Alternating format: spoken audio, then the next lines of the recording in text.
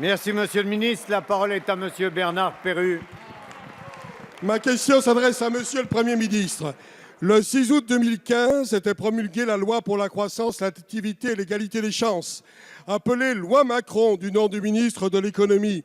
Une loi fleuve avec de grandes ambitions et de petits moyens et peu de résultats. 18 mois après, les Français ont-ils l'impression que la croissance va mieux? Non. Que l'activité économique va mieux? Non. Que l'égalité des chances va mieux? Non, bien évidemment. La croissance, elle atteint péniblement 1,3% en 2015 et ne devrait pas être beaucoup plus élevée en 2016. Elle reste largement inférieure à la croissance de la zone euro comme à la croissance mondiale. L'activité économique, c'est 1,1 million de chômeurs supplémentaires depuis 2012. Ce sont des hommes et des femmes qui galèrent. C'est l'effondrement des entrées en apprentissage. Alors, 1 an et demi après le coup de force du 49-3, pour passer outre votre majorité divisée, que reste-t-il de la loi Macron? Eh bien, il reste la pagaille dans l'organisation territoriale des professionnels du droit et le risque que les premières victimes soient nos territoires ruraux. Il reste la libéralisation des autocars comme mesure phare. Aujourd'hui, aucune compagnie n'est rentable.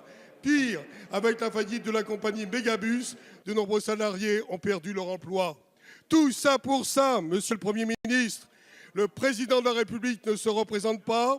Le Premier ministre de l'époque, lui, se présente au ancien ministre de l'économie qui a défendu cette loi.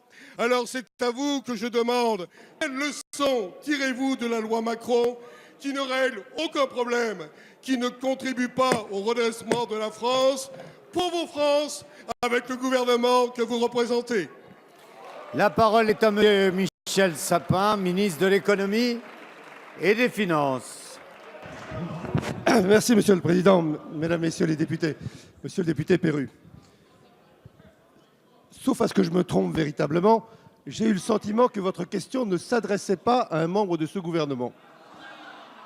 Et que si vous voulez donc adresser votre question à la bonne personne, faites-le directement. Je pense que nous sommes capables de vous donner quelques coordonnées qui vous permettront de poser vos questions. Mais puisque, monsieur le député, votre question portait sur la croissance en France, puisque votre question portait sur la création d'emplois en France, puis-je me permettre de vous rappeler que la croissance en France a repris en 2015, puis en 2016, elle s'est affirmée, qu'elle a permis, monsieur le député, soyez honnête avec vous-même et avec tous ceux qui vous entourent, de créer des emplois en nombre comme jamais il n'en avait été créé depuis 2008. Depuis 2008, la croissance française, la réforme de l'économie française, la compétitivité de nos entreprises a permis enfin faire reculer le chômage. Ça n'est pas dire que tout va bien, que de dire qu'un certain nombre de choses vont bien. Et je pense qu'il serait de votre devoir, y compris en termes de responsables français, presque par patriotisme, de ne pas toujours vouloir avilir la France quand la France a aujourd'hui la capacité de rebondir, de créer des emplois et d'investir. Nous étions il y a quelques jours aux États-Unis. Aux États-Unis, on regarde la France, et je ne parle pas de telle ou telle personnalité.